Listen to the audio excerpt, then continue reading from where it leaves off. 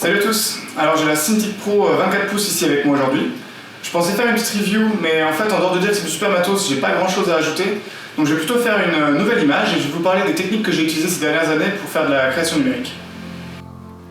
Ces dernières années, j'ai orienté mon travail personnel vers une approche moins technique et plus visuelle. J'ai cherché à trouver des workflows où la création est plus spontanée. J'essaie de m'éloigner des situations qui prennent trop de détours, car je trouve que l'on perd l'essence de l'idée ou son objectivité quand le processus de création est trop segmenté. On a quand même la chance de vivre une évolution fulgurante du matériel et des logiciels ces dernières années, et je trouve qu'il y a de moins en moins d'intermédiaires entre l'artiste et l'image. Que ce soit dans les interfaces des logiciels ou dans le matériel que l'on utilise, et même la vitesse des calculs des images. Par exemple, sur une tablette Cintiq de cette taille, avec cette définition, je ne suis plus si loin de pouvoir travailler directement à la résolution finale de l'image en un seul morceau. Ça veut dire que sans faire de zoom ou de dézoom, je peux avoir mon image entière affichée à tout moment et avoir un ressenti plus juste de l'effet produit.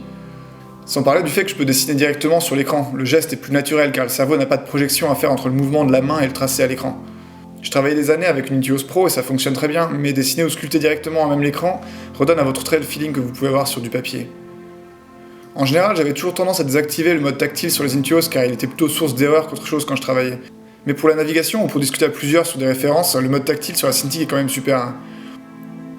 On se sent un peu dans le futur comme ça, à faire glisser des images sur une si grande surface. Pour cette vidéo, je voulais faire une image qui illustre complètement cette démarche de création spontanée. J'avais au début plus ou moins l'idée de faire un visage féminin avec des petites plaques d'or qui s'envoleraient de son visage.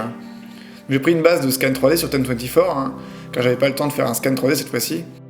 Au passage, je trouve que le scan 3D est vraiment une technique fantastique. Il n'apporte jamais un résultat final, mais je trouve qu'il capture les imperfections de la réalité et que ça apporte beaucoup de naturel aux images digitales. C'est super agréable de travailler dans ZBrush sur le sculpte de détails de la sorte. Jusqu'à présent, je travaillais toujours sur une Intuos Pro et la sensation est assez différente quand on peut directement sculpter sur l'écran.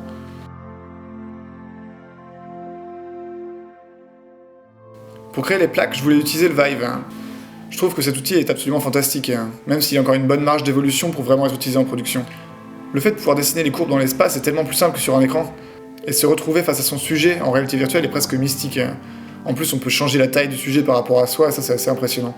Par contre, il faut faire attention à la différence de perception entre la VR et le résultat sur une image 2D. Dans la VR, on a toujours l'impression que ce qu'on fait c'est super, mais la sensation est biaisée. Il faut faire des allers-retours entre les deux supports pour se rendre compte de ce qui marche ou pas. Et c'est assez difficile de s'en rendre compte pendant la phase de peinture 3D. Mais le processus est tellement rapide que l'on peut se permettre de le répéter plusieurs fois, et de choisir la meilleure version, ou même de faire des mix entre les versions. Cette rapidité laisse la place aux aléas, et ça rend le processus de création clairement plus spontané. D'ailleurs, en commençant à peindre, j'ai quasiment directement switché sur un masque de plumes plutôt que des plaques en or. Je me laisse changer d'avis un peu n'importe quand pour mes projets perso, quand je n'ai pas d'histoire particulière à raconter. De retour dans le monde réel, il faut ajuster un peu dans ZBrush. L'écran 2D est quand même encore un support beaucoup plus précis que la VR pour ce genre de choses pour le moment. Et on en vient au dernier point qui a été crucial pour moi ces dernières années dans le processus de création spontanée. C'est la vitesse de calcul des images. On peut travailler les éclairages tellement rapidement maintenant que l'on se rapproche de la sensation qu'un directeur de photo doit avoir sur un plateau quand il place ses lumières avec un retour immédiat. Le fait d'avoir ce retour rapide permet de tester beaucoup de situations lumineuses et même d'en trouver certaines auxquelles on n'aurait même pas pensé. Encore une fois, c'est une question d'intermédiaire. Ne pas avoir à attendre ou à se projeter dans ce que pourra donner une action permet de travailler de manière empirique, et cela fait germer de nouvelles idées.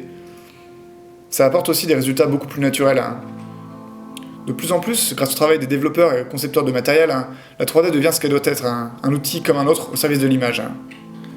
Alors je vous ai pas trop embêté avec les spécificités techniques jusqu'à présent, mais Wacom vient de sortir un nouvel appareil qui s'appelle le Cintiq Pro Engine. Et en fait, c'est juste un petit ordinateur qu'on peut glisser derrière la tablette, et ça transforme votre Cintiq en plutôt une compagnon un peu boostée. Donc c'est vraiment, ça devient une station de travail autonome. Il y a quand même 32 Go de RAM, une Quadro avec 6 Go de mémoire vidéo, un Xeon. Donc en fait, c'est quasiment plus puissant que mon ordinateur déjà. Donc là, je peux avoir sur mes genoux et dessiner un peu n'importe où avec juste deux prises secteur. Une vraie station de travail connectée avec l'écran.